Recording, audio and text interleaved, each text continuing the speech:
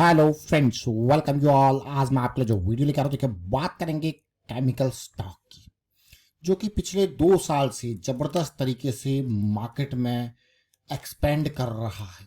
जबरदस्त एक्सपेंशन जिसकी वजह से प्रॉफिटेबिलिटी बिल्कुल गायब सी मान के चलो। तो चलिए डिटेल में समझने की कोशिश करते हैं।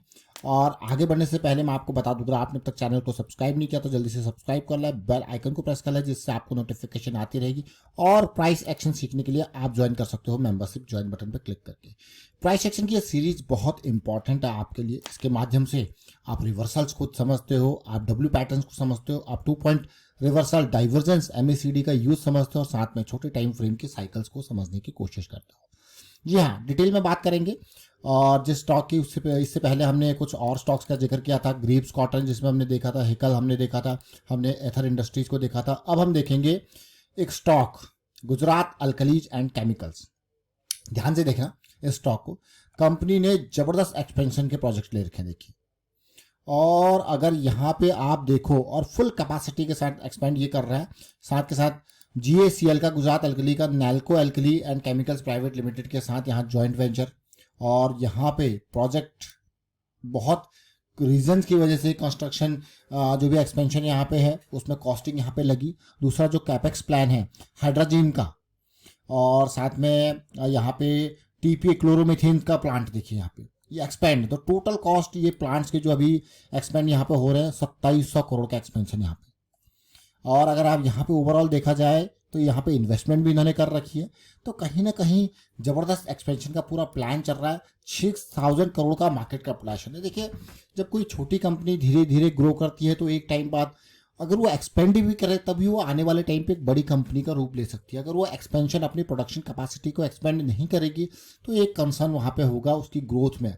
वो ग्रोथ एक लिमिट तक ही जा सकती है। वो जो प्लांट्स, एग्जिस्टिंग प्लांट्स हैं, वो एक लिमिट तक ही प्रोडक्शन कैपेसिटी को मेंटेन करके रख सकते हैं। लेकिन अगर बढ़ाना है तो एक्सपेंशन करना पड़ेगा, नए प्लांट्स लगाने पड़ेंगे, या उन्हीं प्लांट्स में जो है कैपेसिटी को एक्सपेंड करना ही पड़ेगा। तो ये बहुत इंपॉर्टेंट हो जाता है, जिसकी वजह से कंपनी अच्छा खासा खर्चा करती है। अगर इसी स्टॉक को लगा दिया जाए तो रिवेन्यू देखिए यहाँ पे, इसके बाद देखिए एक्सपेंशन के ऊपर पूरा ध्यान। अगर मैं यहाँ पे देखूँ पिछले 2-3 सालों में तो जबरदस्त खर्चा यहाँ पे एक्सपेंशन पे किया जा रहा है, जिसकी वजह से ऑपरेटिंग प्रॉफिट बिल्कुल खत्म सा ही मान के चलो। और पिछले साल तो कम से कम लॉस भी इसको देखना पड़ा है। तो कहीं ना कहीं अब ऐसा लगा यार कंपनी को खूब एक्सपेंड करना पड़ेगा, जिसकी वजह से गुजरात अल्कलीज एंड केमिकल्स क्या कर रहा है, एक्सपेंड कर रहा है। 6000 करोड़ का मार्केट कैपिटलाइजेशन। तो अभी ये स्टॉक नजरों में नहीं होगा, ये कॉस्टिक सोडा वाला, ये केमिकल वाला, ये स्टॉक अभी जो है नजरों में नहीं होगा। लेकिन इस एक्सपेंशन के बाद जैसे इसका रिवेन्यू बढ़ता हुआ दिखेगा तो धीरे धीरे करके नजरों में आएगा। नजरों में आएगा तो फिर ये स्टॉक भागता हुआ नजर आएगा। लेकिन अब जरा इस स्टॉक को देखते हैं, समझने की कोशिश करते हैं। जैसे मैंने आपको कहा थोड़ी देर पहले हमने ग्रीव्स कॉटन एंड ऑल इनको देखा था। अब जरा गुजरात अल्कलीज को देखेंगे, अलग अलग टाइम फ्रेम पे इसको समझने की कोशिश करेंगे। आप रिलेट कर पाओगे चीज़ों को। गुजरात अल्कलीज तो मैं आपको सीधे ही पहले वीकली चार्ट के ऊपर लेके चलूँगा, आप रिलेट करना गुजरात अल्कली। और बहुत ही बेहतरीन अगस्त यहाँ पे 346 से बढ़िया रैली मैं कहूँगा। ये देखिए, मतलब ऑल टाइम हाई के पास यहाँ पे गया। और उसके बाद मैं आपको बार बार कहता हूँ, जब अगर हम ये लिक्विडिटी एरिया, अभी एक क्वेश्चन भी आता है किसी का कमेंट पे कि इस लिक्विडिटी एरिया को अगर हमने यहाँ पे कैप्चर कर लिया, यहाँ तक का मूव, तो आगे क्या होगा। आप देख लीजिए आगे क्या होगा। आगे यहाँ पे हमें ब्रेकआउट को प्ले नहीं करना है, ब्रेकआउट को नहीं सोचना है। अगर हमको यहाँ पे प्ले करना है तो कंसोलिडेशन, करेक्शन, क्योंकि आने वाले टाइम पे किस तरीके की सिचुएशन है। अगर कोई स्टॉक इन लेवल से भाग के जा रहा है, आपने यहाँ पे एंट्री लिया with stop loss of this, आप देखिए बहुत ही बढ़िया गेन है। मतलब अगर मैं यहाँ पे मान के चलूँ 400 से आपने एंट्री ली, और यहाँ पे देखिए कहाँ गया, 1000 के लेवल तक गया, डबल से भी कहीं ऊपर गया है कि नहीं। एक बढ़िया प्रॉफिट आपको देखेगा। उसके बाद देखिए जो ये लोग यहाँ पे प्लान किया होगा जिन्होंने एंट्री का, वो देख सकते हो आप क्लियरली कहाँ पे है। और फिर से हमारा वीकली के 200 SMA पे कंसोलिडेशन चल रहा है, बिल्कुल लो वॉल्यूम का करेक्शन है कि नहीं है। अब कंपनी ने भी यहाँ पे एक्सपेंशन का प्लान किया, देखा यार चीज़ें जो है वो मेरी लिमिटेड है, मेरा रेवेन्यू जो है बढ़ नहीं रहा है, तो क्या किया जाए, एक्सपेंड किया जाए, नई जॉइंट वेंचर किए जाए, नई कंपनीज के साथ टाई अप किया जाए, तभी तो कुछ आगे होगा। तो इस एक्सपेंशन को देखिए, ये 2022 का मिड है और अभी हम 2024 के मिड में पड़े हैं, मिड से भी ऊपर चले गए। तो यानी कि आप खुद सोचिए कि कितना साल हो गया, 2022 के मिड से 2023 का मिड, 2024 का मिड, 2 साल से ऊपर इसको हो गया, इन्हीं लेवल पे कंसोलिडेट कर रहा है। कोई भागा प्राइस? नहीं भागा। लेकिन इस कंसोलिडेशन को देखते हुए अब ऐसा लग रहा है कि हाँ, कभी भी यहाँ पे से एक बड़ी रैली की तरफ अगर ये स्टॉक जाता है, क्योंकि आने वाले टाइम पे जो एक्सपेंशन कर रहा है उसका रेवेन्यू पे भी असर देखने को मिलेगा, उसका प्रॉफिटेबिलिटी पे भी असर देखने को मिलेगा। जो अभी के टाइम के जो खर्चे हैं वो खर्चे भी आपको कम देखने को मिलेंगे। जब खर्चे कम देखने को मिलेंगे तो डेफिनेटली कंपनी कुछ ना कुछ तो कमा ही रही है, रेवेन्यू तो है ही। जब खर्चे कम होंगे तो ऑटोमेटिकली प्रॉफिटेबिलिटी के ऊपर उसका असर देखने को मिलेगा।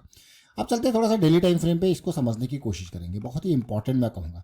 अब इस स्टॉक को अगर हम यहाँ पे ये एक्सपेक्ट करके चलते हैं कि यहाँ पे एक बढ़िया मूव देता है, जैसे कि आज की क्लोजिंग काफ़ी ऊपर थी और पुराने इन देखिए इन मैं कहूँगा टॉप पॉइंट्स अगर आप देखोगे तो ऊपर की क्लोजिंग थी।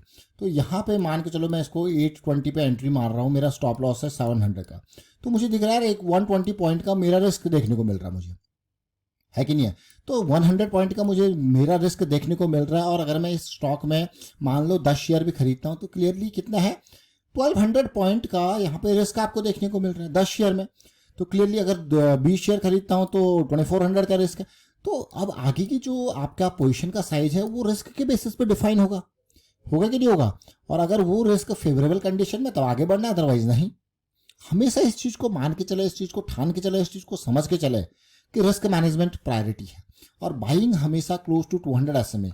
अगर मैं ये मान के चलो, आपने इवन 200 SMA की जब डेली पे साइकिल स्टार्ट हुई थी, यहाँ पे कहीं पे मान लो 750 पे आपने एंट्री ले लिया, 730 पे एंट्री ले ली with stop loss of this and you can see आपको कंसोलिडेशन करेक्शन जरूर देखने को मिल रहा है, भागा नहीं है स्टॉक, बट रिस्क आपका मैनेज्ड है। तो ये इंपॉर्टेंट पार्ट है। हमेशा क्लोज टू 200 SMA अगर हम एंट्री लेते हैं, क्लोज टू साइकिल हम एंट्री लेते हैं, तो हमारा जो स्टॉप लॉस है वो काफ़ी नियर होता है, हमारा जो रिस्क है वो मैनेज्ड होता है, वो लो रिस्क की अपॉर्चुनिटीज होती हैं। पिछली बार देखिए कितनी ज़बरदस्त रैली इसने दी है। तो ये छोटी छोटी चीज़ें जरूर है, लेकिन बहुत ही इंपॉर्टेंट चीज़ है आज हम जिक्र कर रहे हैं यहाँ पे। ये 6000 करोड़ के मार्केट कैपिटलाइजेशन पे बैठा हुआ है, कोई छोटा स्टॉक नहीं है, एक अच्छा कैटेगरी का 6000 में एक डिसेंट मार्केट कैपिटलाइजेशन मानता हूँ। स्मॉल कैप कैटेगरी जरूर है लेकिन एक डिसेंट मार्केट कैपिटलाइजेशन। लेकिन उसके बाद भी ये देखिए कंसोलिडेट कर रहा है बहुत टाइम से।